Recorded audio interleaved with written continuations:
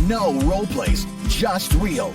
Chris and Lorenzo share 4 decades of combined experience to help you become a more effective leader. We've never really, as a workforce, spent a lot of time on making sure we're developing good leaders. We'll be able to share stories, experience, mistakes, failures, successes. This is Hacking Your Leadership. Welcome to Hacking Your Leadership. I'm Chris. And I'm Lorenzo. And Lorenzo, happy anniversary. Oh, thank you, man. It's been a fantastic 2 years. It has been. I've enjoyed every moment of it. And every time I see the stats that come out from Podbean or iTunes about the number of people who download the show and listen to us, I'm humbled by it every day. It's surreal to me. I can't fathom that many people want to hear what we have to say, but clearly we're striking a chord with some people, and it feels really good. Yeah, absolutely. I mean, I can just check my text messages, my direct messages, my email address. We do have a lot of listeners with a lot of questions and a lot of ideas, so I am thankful for each and every one of them. But it has been an amazing 2 years. Yeah, totally. You know those Venn diagrams you see online where they say find something to do that you are good at and that you love doing and that you can make money at. We've done the first 2 of the 3. We love doing this, and it appears we're good at it, and we just haven't made any money at it yet. But that's fine. That'll come when the time is right. But you, the listeners listening right now, are the ones that have allowed us to make sure that we can circle those first 2 boxes every single week, and we're very thankful for it. And we continue to listen to the feedback that you give us. This year is going to see some additions to Hacking Your Leadership in terms of our format and our offering. And part of that addition is because of the feedback we get from our listeners. One of the things that we get constant questions on, some people say, I want to be the next guest on your show, which my immediate reaction is, if you ever listen to the show, we've never had a guest. So that means you don't really listen. You're just kind of emailing every podcaster to say, I want to be on your show.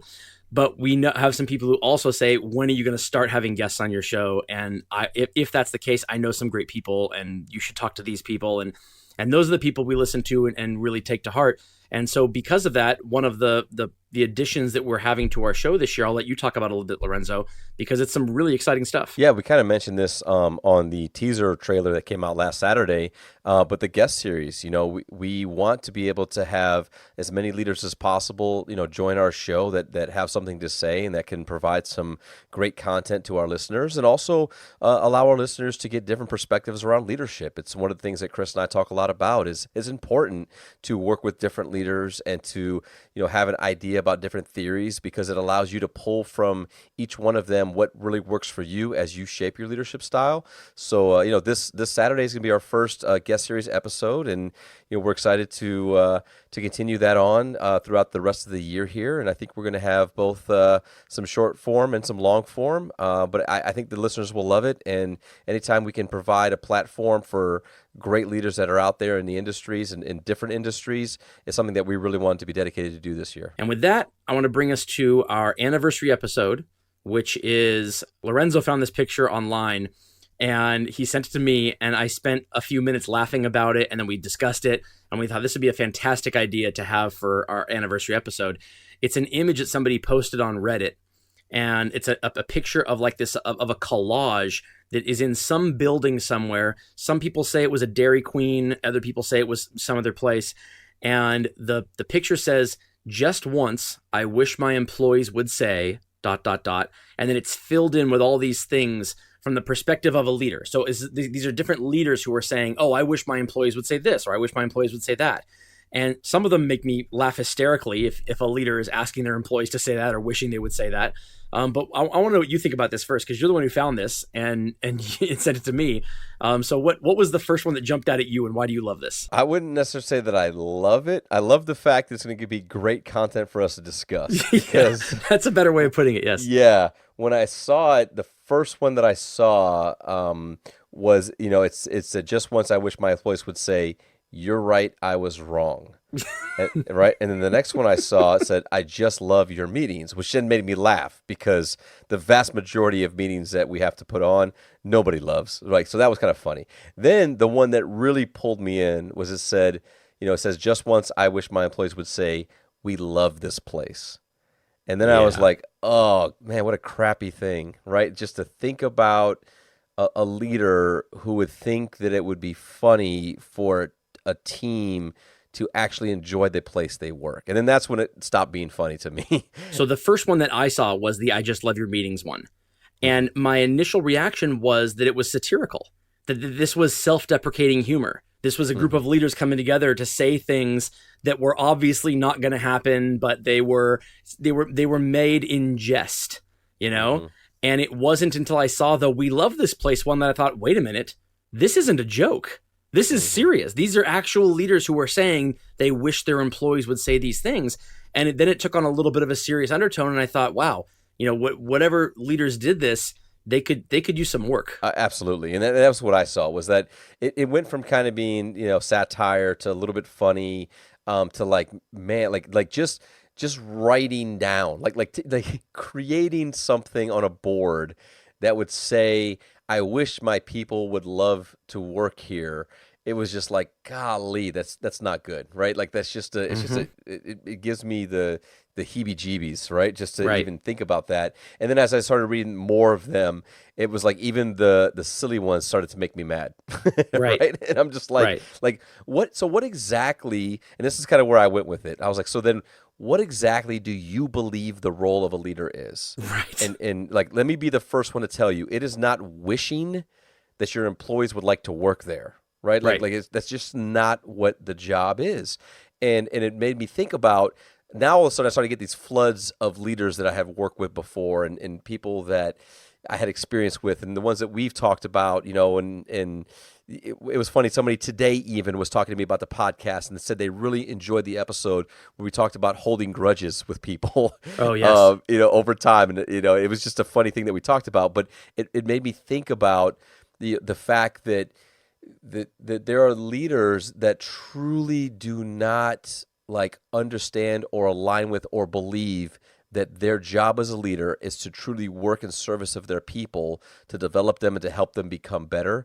And they really feel that it's about them, and that they would, you know, that these employees should just be thankful to be in their presence. And that's kind of what really started to irk me, that I was like, we need to talk about this, because there's been a couple times we talked about situations on the podcast where leaders just made a horrible, bad decision that was not aligned with values or taking care of their people. And I just felt like this was an example of, if these thoughts are crossing your mind, you probably need to think about whether or not you actually want to be a leader of people. Right. There was a joke that used to go around a large company that I used to work for a long time ago, and they'll remain nameless, though. If you listen to the show, you know who it is already.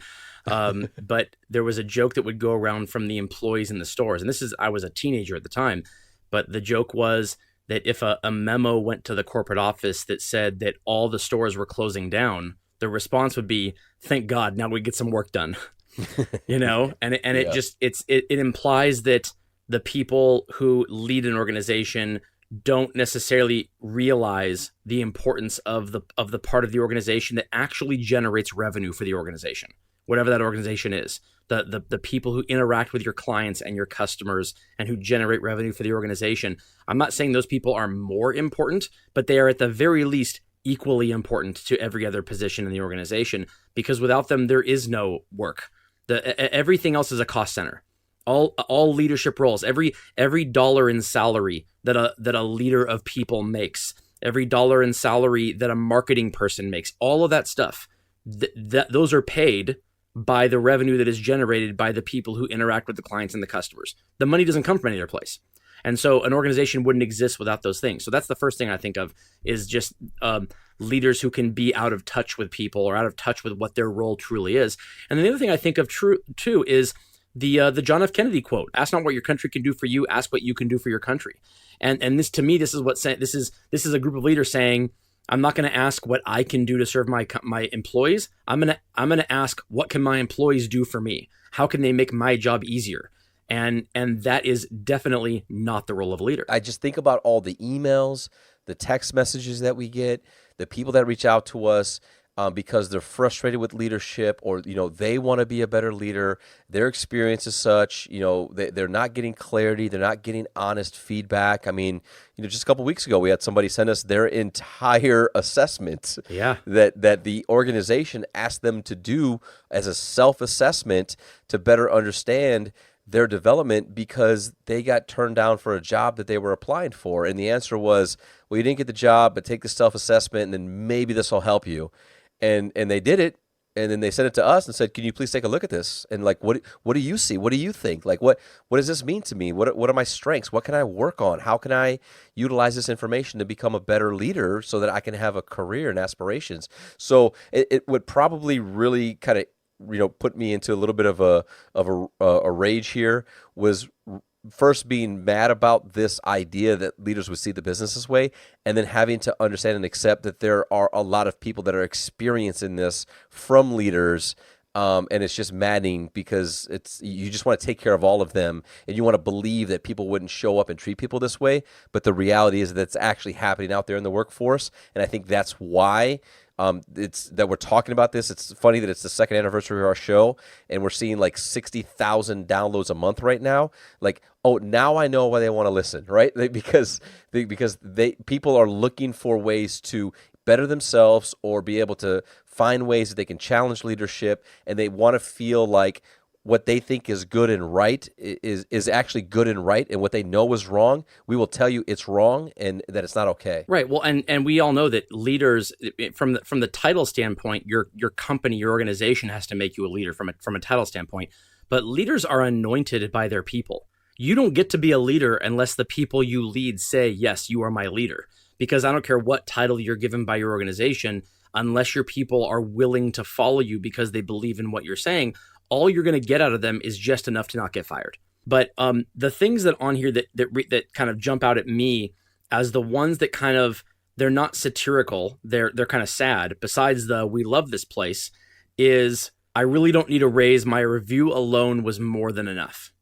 One of the reasons that one jumps out at me is because I think in an organization with really healthy leadership, the annual appraisal isn't about the raise. And don't start laughing now, everybody, because I'm being serious here. It's not about the raise. It's about the development. The raise is great, but in most organizations, it's a cost of living adjustment. If your annual appraisal or whatever it is comes with anything that's in the 1 to 3.5 or 4% range, that is a cost of living adjustment. It's not a merit increase. If your organization is calling it a merit increase, they are trying to label something that it is not. A merit increase is higher than that. And it can be articulated with the things that you added above and beyond what your job description is. That's a merit increase. Sometimes it comes with a promotion, sometimes it doesn't. But this whole I don't need a raise, my review alone was more than enough. If what your employees are looking for, what they're looking forward to every year when it comes to appraisal time is the raise, you've already failed. So it's not enough to just say, here's your review and here's your raise, like what this person is stating on the board here. That isn't even enough. The raise and the review are not enough. It's got to be more than that. The review says nothing. It's the development that happens throughout the year and what the employee can take from that review and that appraisal. That's what's going to carry them across the next year and move them up and help develop them. Yeah, absolutely. And I think it's good to think about the fact that most people, when you are in a great environment, when you're learning, when you're developing, when you're being challenged, like all the things where you can look at yourself after a few weeks or a couple months or a year, or a couple years, and say, wow, like look at the growth that I've had, look at my development, look at where I'm at now today, look at the opportunities that I've been given. That really will always outweigh the most part, to your point, like the cost of living adjustments that a lot of organizations do. And it really becomes about the development. When I look at this board, the more that I look at it, the more I wish it actually said, just once, I wish leaders would say, right? And then it says, instead of it saying, I just love your meetings, it would say, what can I do so that you'll love my meetings? How can I make these meetings better? Exactly, right? Just once, I wish a leader would say, how can I support you in a way that makes you love coming to this place of work? You know what I mean? Like that's kind of what I see in this is like the board is really a reflection, in my opinion, of leaders who don't want to own the responsibility that they're actually accountable for the development of others. And that's it. And if you believe leadership is that, then when you hold yourself accountable to the development of others, when they get better, all the other things that you're accountable for, whether it's business metrics, results, experiences, whatever, those things will get better if you focus on helping your people to become better. Yeah, and just the whole premise of it, just once I wish my employees would say, well, why are you wishing anything? If you're a leader, you don't need to wish anything. If you're a leader, just make it happen. Make it happen. You have the tools to either make your employees say these things that you want them to say. Some of them, hopefully you don't want them to say that for real, but the things that, if you're looking for change in your employees, either a change in behavior, a change in attitude, a change in mindset, any of those changes, you have the power as a leader to do one of two things: to influence that person in order to make those changes happen in your leadership, or to say, I've done everything in my power to influence this within the bounds of what the organization has given me. This is not happening, and it's time for this employee to move on. One of those two things need to happen. Just because an employee wants it doesn't mean they're right. And just because they're the employee, you're the leader, doesn't mean you're wrong. But there is no wishing. You make it happen, or you say this is not the right fit. Either the organization is not the right fit for me as a leader, because the organization is saying what the employees are asking for, what they're wanting for, this is what we're going with, and if you don't think you can make that happen, then maybe you're not fit to be a leader of that organization. Or maybe you're just fine at that organization and that employee needs to go. Either way, there is no wishing. You just make it happen. Absolutely. And with that, it brings us to this episode's 1 Minute Hack. The 1 Minute Hack. All right, this episode's 1 Minute Hack is about ownership. Here's what we want you to do. Get out your paper and pen and divide your paper in half.